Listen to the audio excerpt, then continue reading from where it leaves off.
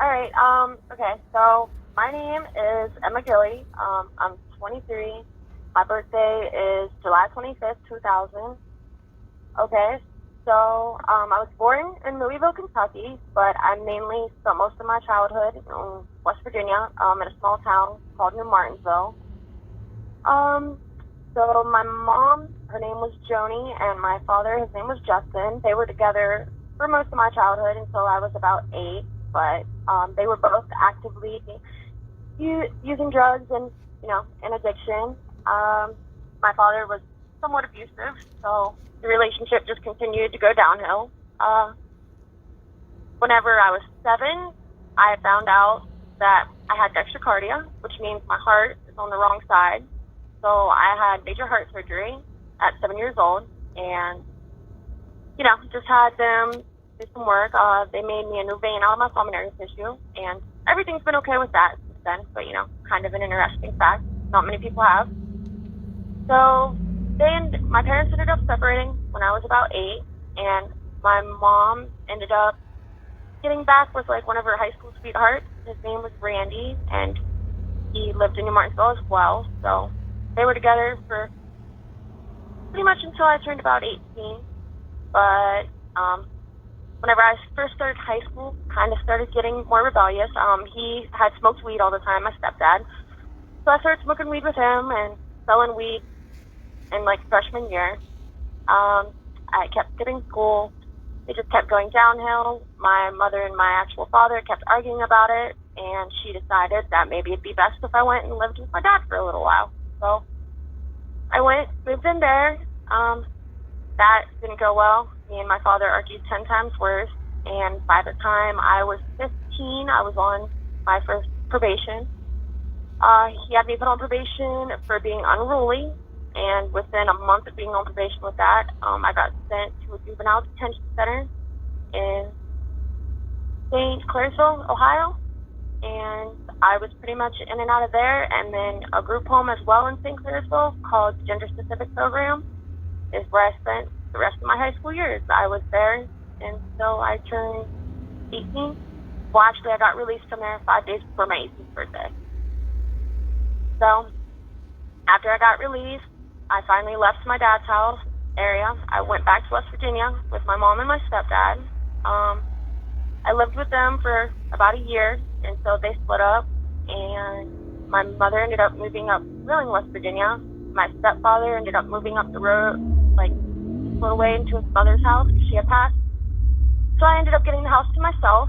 I started using drugs all the time. It started out with methamphetamine, and not long after that, it worked its way into heroin. So, yeah, I lived out there. It started out as just using, and then when I turned about 20, I ended up meeting this guy. He was 38, and using went to dealing. So I ended up moving from West Virginia again back to Ohio.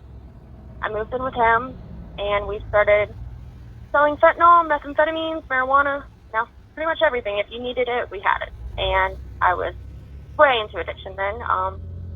I was doing probably close to almost 3 grams of fentanyl a day easily just to myself. Yeah, and that started down a really, really dark path, which it definitely did. And then, I lived there with him, and we actively sold for at least 3 years, and had no issues, had no problems. And then one of my close friends had came, and he had bought some fentanyl, and later on that night had went home and overdosed. And, it was tragedy. I felt terrible about the whole situation, and, nothing came of it, so everything was okay. I continued doing what I was doing, and then on January 26th of 2023, the next thing you know, the cops are kicking in my door and arresting me and telling me that I'm being charged with involuntary manslaughter, which, at 23, never being in trouble before, is pretty freaking scary.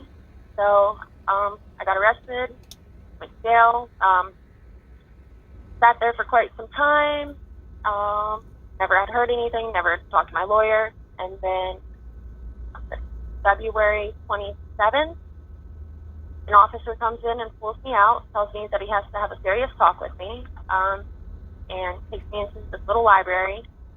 And he looks at me and he says, well, there's no easy way to say it. I'm just going to tell you, your mother has passed away. Here's a phone number for you to call, get more information. And, I start kind of laughing. I'm like, oh, are you just messing with me? Like, what's going on? And he's like, no, I'm completely serious. You can go ahead and make the phone call. So I make the phone call. It was definitely true. But when you're in this kind of predicament, sitting in jail, it's kind of hard to, realize that that's even happening. I talked to my lawyer and my attorney. First time I'd even talked to them about anything. And first thing I do is tell them that my mother had passed away. I was wondering if there was any chance I could get released to go to the funeral, which within 2 days they give me an approval letter saying that I was approved. I'm able to leave the facility for 6 hours to go and attend her funeral. So on March 12th, they released me to do so. And I went. I did go to the funeral. Yes, I did. I saw my father there. As soon as we met each other there, he says, hey, do you want to get high? So I'm sitting in the parking lot of my mother's funeral doing methamphetamines with my father. Yeah. So I go in, see everybody, know my family, kind of hits me like, okay, yeah, this is real. She's really gone. And we leave. I go with my sister. She's supposed to take me back to jail, and I just look at her and I say, I'm not going back. So I decide that I'm going to go on the run, that I'm not going to go and turn myself in. So lasted about 2 weeks. I spent 2 weeks getting high, doing all the stuff I could, bouncing around, I was running around town, and then I was starting to get paranoid, probably from getting high so much that I was being watched.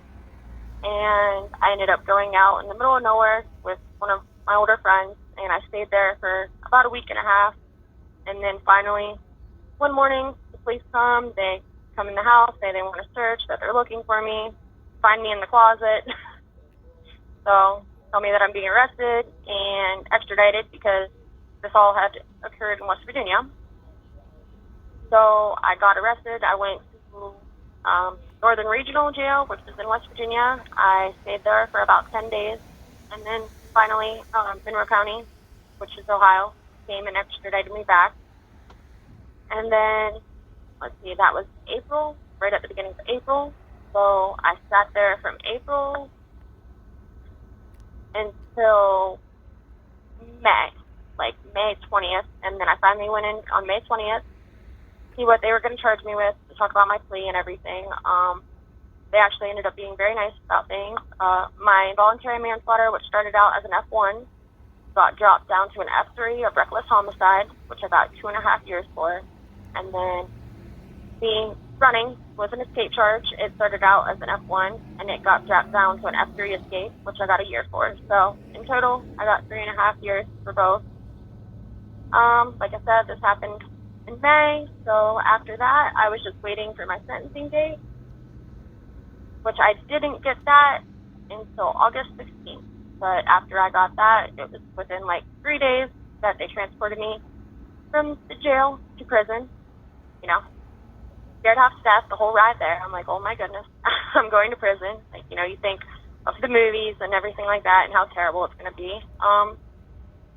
So when I got here, I am in Marysville, which is Ohio Reformatory for Women, ODRC. Really, it wasn't too bad. You go through the scanner, which after you've been to county jail, you know that procedure. You strip down, do all that. And then you get stuck in this little area. There's 3 different places, and this is admission. They call it MCC here. And you have to be there 30 days before you pop out into general population, which out of my whole prison experience, that's the hardest part, that 30 days. It is terrible. You're stuck on top and bottom bunks around all kinds of people. You don't get to do anything, literally.